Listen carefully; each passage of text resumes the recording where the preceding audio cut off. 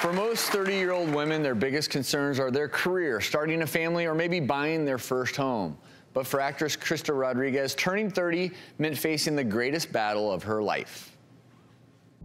Ever since I was a little girl, I had known exactly what I wanted to do. I made my Broadway debut at 19, had done some television shows and some film and commercials, and my life was starting to add up to really a career success. And then at the age of 30, I'm diagnosed with breast cancer out of nowhere.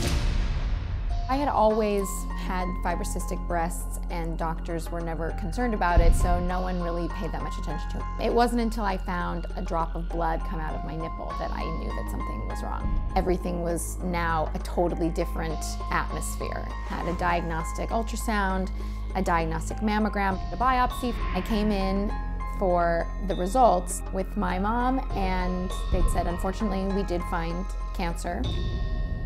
My mind just sort of went blank.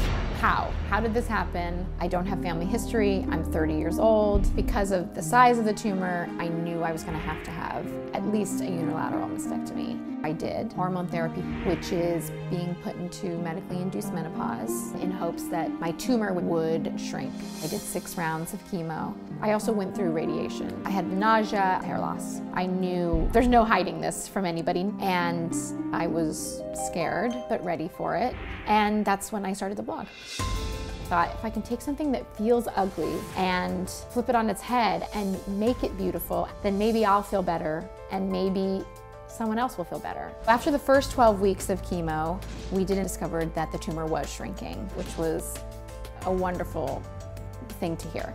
I knew that I needed to have the mastectomy on one side, and I was fortunate enough to be led to Dr. Funk. The hardest part of all of it is the loss of femininity. Losing your breasts is tough. It took me 9 months to decide to have the double mastectomy. What I learned, or what I'm learning, is you don't have control over your life. When you allow life to happen and roll with those punches and change, it's freeing. It's definitely freeing.